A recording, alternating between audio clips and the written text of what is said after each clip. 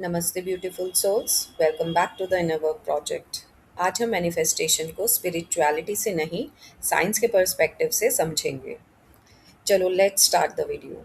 क्या मैनिफेस्टेशन सिर्फ बिलीफ है या हमारा ब्रेन सच में हमारी रियलिटी को इन्फ्लुएंस करता है? आज हम बात करेंगे neurons, brain cells, neuroplasticity, reticular activating system और सबकॉन्शियस माइंड के बारे में। तो चलिए सबसे पहले समझते हैं न्यूरॉन होता क्या है। हमारे ब्रेन में अप्रॉक्सीमेटली 86 बिलियन न्यूरॉन्स होते हैं। न्यूरॉन एक स्पेशल ब्रेन सेल है जो इलेक्ट्रिकल और केमिकल सिग्नल्स के थ्रू इंफॉर्मेशन ट्रांसमिट करता है। जैसे हमारी बॉडी में अलग अलग सेल्स से बनी है बॉडी, ऐसे ही ब्रेन भी सेल्स से बना हुआ है। ब्रेन के सेल्स को न्यूरॉन्स कहते हैं। एक सेल न्यूरॉन है, बहुत ज़्यादा सेल्स होंगे तो उसको न्यूरॉन्स कहेंगे, सिंपल इंग्लिश। और जो ये न्यूरॉन होते हैं ये एक जो सेल है वो दूसरे सेल से कनेक्टेड होता है इन अ वे कि एक, जैसे ही बोला ना कि इलेक्ट्रिकल और केमिकल सिग्नल्स के थ्रू इंफॉर्मेशन ट्रांसमिट करता है, तो वो एक न्यूरॉन सेल दूसरे न्यूरॉन सेल को इलेक्ट्रिकल और केमिकल सिग्नल देता है। ठीक है।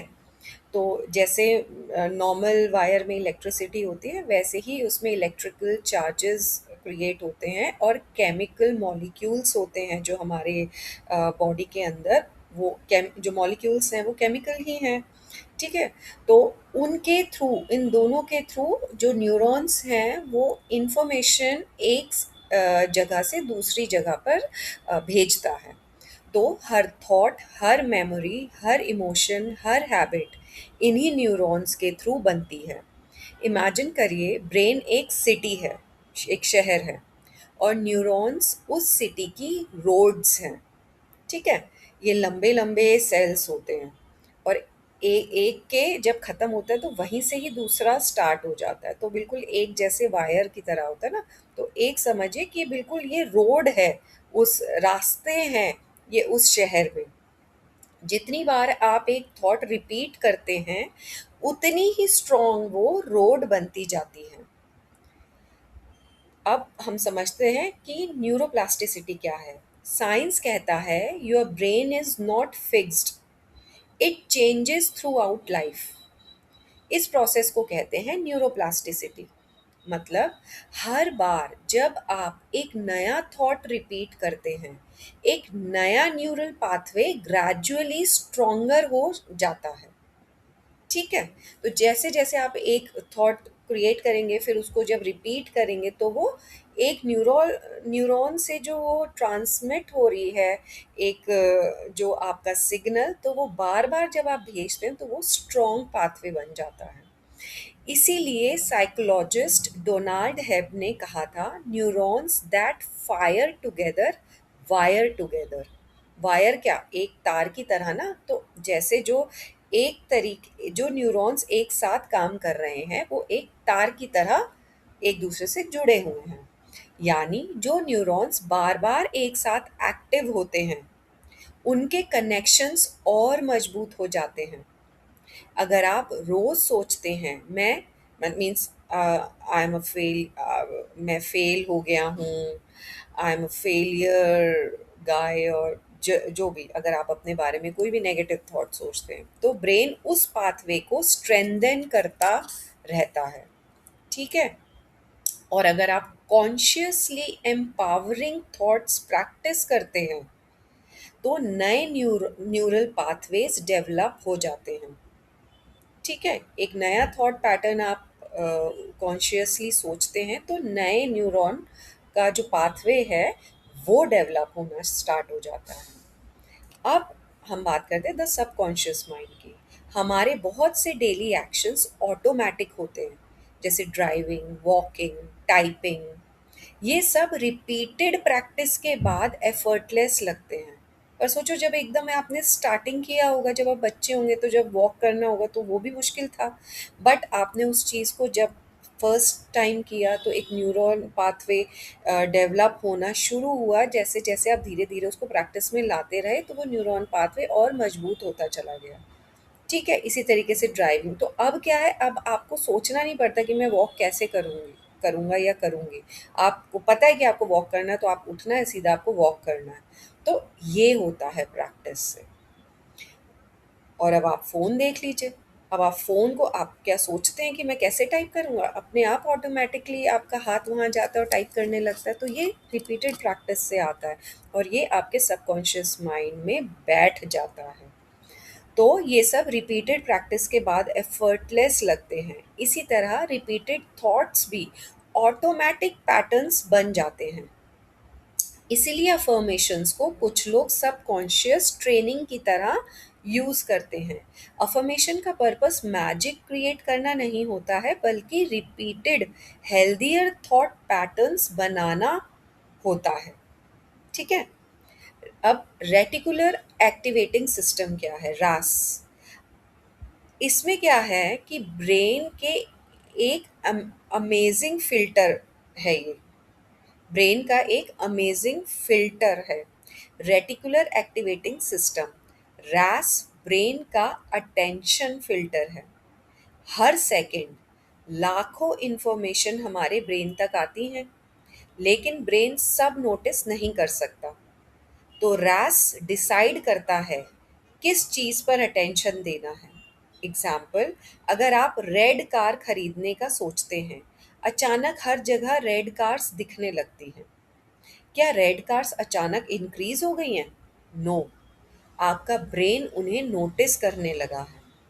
इसी तरह अगर आप अपॉर्चुनिटीज पर ध्यान देने लगते हैं, तो आप उन्हें पहले से ज़्यादा आइडेंटिफाई कर जाते हैं। ठीक है, ये लॉजिक है इसके पीछे। अब emotions and the brain. Positive emotions जैसे gratitude, hope, excitement, reward and motivation systems को एक्टिवेट कर जाता है। ठीक है। अ, अब और जो स्ट्रेस और क्रॉनिक फियर होता है, वो डिसीजन मेकिंग और अटेंशन को नेगेटिवली अफेक्ट कर जाते हैं।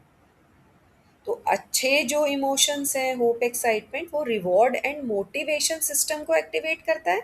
और जो स्ट्रेस और क्रोनिक फियर जैसे आपके इमोशंस हैं, वो डिसीजन मेकिंग और अटेंशन को नेगेटिवली अफेक्ट कर जाते हैं। इसीलिए ग्रैटिट्यूड और मेडिटेशन का प्रैक्टिस कई लोगों में स्ट्रेस कम करने और इमोशनल रेगुलेशन इम्प्रूव करने से एसोसिएटेड पाया गया है। ये साइंटिफिकली प्रूव्ड है।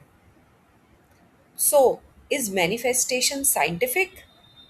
यहाँ एक इम्पॉर्टेंट बात समझना ज़रूरी है। साइंस ये सपोर्ट करता है कि थॉट्स ब्रेन को चेंज कर सकते हैं और ब्रेन हैबिट्स को चेंज कर सकता है और हैबिट्स बिहेवियर को चेंज कर सकता है और बिहेवियर रिलेशनशिप्स, अपॉर्चुनिटीज और लाइफ आउटकम्स को इन्फ्लुएंस कर सकता है। ठीक है। इसलिए मैनिफेस्टेशन को सबसे हेल्दी तरीके से इस तरीके से देखा जा सकता है as changing yourself first.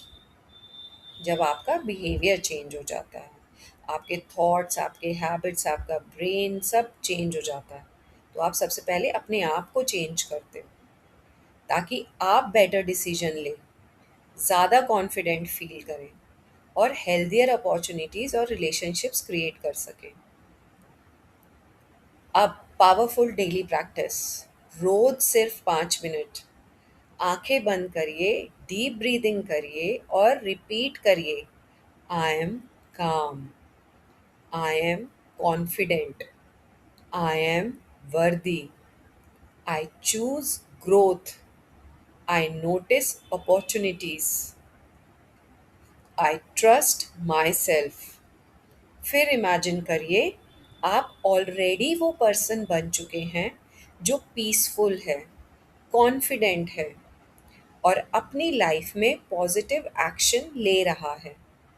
ये प्रैक्टिस आपके अटेंशन, माइंडसेट और हैबिट्स को धीरे धीरे री कर देता है। ब्यूटीफुल सोल्स, साइंस और स्पिरिचुअलिटी एक दूसरे के ऑपोजिट नहीं होने चाहिए। दोनों हमें एक ही डायरेक्शन में ले जा रहे हैं। Know yourself, train your mind, take meaningful action और अपनी लाइफ को कॉन्शियसली क्रिएट करिए। Remember, your brain is always always always learning. The question is, what are you teaching it every single day? अगर आज की video आपको पसंद आई हो तो लाइक करिए, सब्सक्राइब करिए और कमेंट में लिखिए I train my mind for growth. मिलते हैं नेक्स्ट वीडियो में। जय श्री कृष्णा।